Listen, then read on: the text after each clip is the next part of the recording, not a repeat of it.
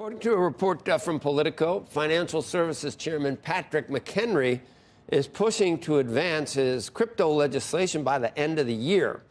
But resistance from his colleagues on Capitol Hill is narrowing the window to get something done. Joining us now, Congressman French Hill, Vice Chairman of the Financial Services Committee and Chair of the Digital Assets Subcommittee. Congressman, what does the bill do? What's in it? And what are its chances, in your view? Well, first, Joe, let me first say to the Squawk Box family and to the Munger and Buffett families, my condolences on the loss of Charlie Munger of Berkshire Hathaway's vice chairman. What a remarkable person, and I hope everybody will celebrate this holiday season by getting poor Charlie's almanac as a Christmas gift to learn from his wisdom. What a remarkable guy.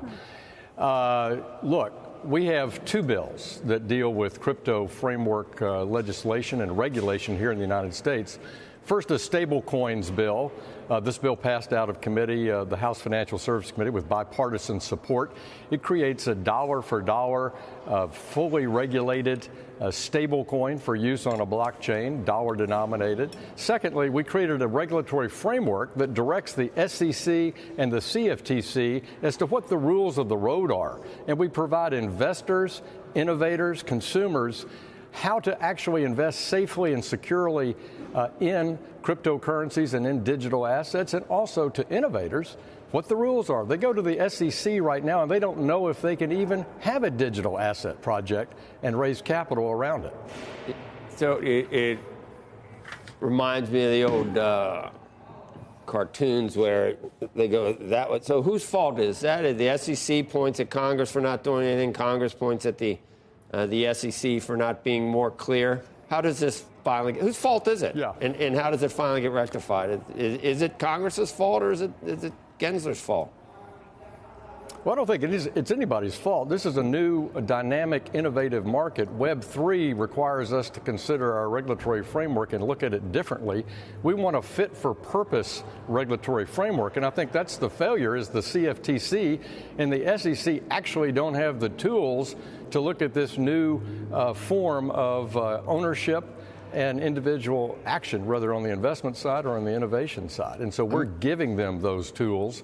And I think that fit-for-purpose approach, both at the CFTC, the bank regulators, and at the SEC, will help innovation and keep that money here in the U.S.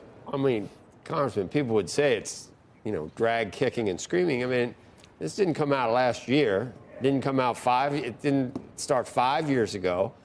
Didn't start 10 years ago. I mean, you don't think that by now you could have expected, that they would have taken, either Congress or SEC would have taken, or CFTC would have had more success in taking this issue up? Look at what's happened. Look at some of the problems, because it was a wild, wild west. Yeah. Maybe none of that needed to happen to investors. And what are regulators there for? They're there when they shouldn't be regulating, over-regulating, but when you actually could do something, Well, I think the SEC. I think the SEC has been asleep at the switch when you look at there you go. FTX particularly. No, they are, but they don't have the tools to use. And I think Gary Gensler has done a very bad job as chairman on this topic by not coming to Congress, following the president's guidance, actually, in his executive order, asking for a regulatory framework that has a legislative background. I don't think you can solve this by trying to cram the crypto and digital assets infrastructure and ecosystem into the existing laws, and that's what Gary Gensler has tried to do. I think he's failed at it, and that's why I think it's come to a head that Congress needs to act here, both on stable coins and in the general regulatory framework for innovation in this country. And how do you handicap it by the end of this year? Is it, and which party would be the cause of it to go down in flames if it does? Well, I don't anticipate it this year, actually. There was an effort made in the Senate to add some banking bill topics to the National Defense Authorization Bill. That didn't really go anywhere. That was a potential opening for perhaps the stablecoins legislation. But we want to go to the floor with both the stablecoin bill and the framework bill early in 2024. Okay. It'll be both the House Ag Committee and the House Financial Services Committee working on it. They'll be bipartisan, and I expect us to be successful early in 2024. Early in 2024, and then a spot Bitcoin ETF comes right after that? Well, look, the consumers want a Bitcoin ETF, and one of the things our bill does actually is create oversight for the spot market for Bitcoin for the CFTC from a regulatory point of view, which has been one of the impediments to getting an ETF approved. But I think those applications are near completion at the SEC. I think it's something that will benefit institutional and individual investors.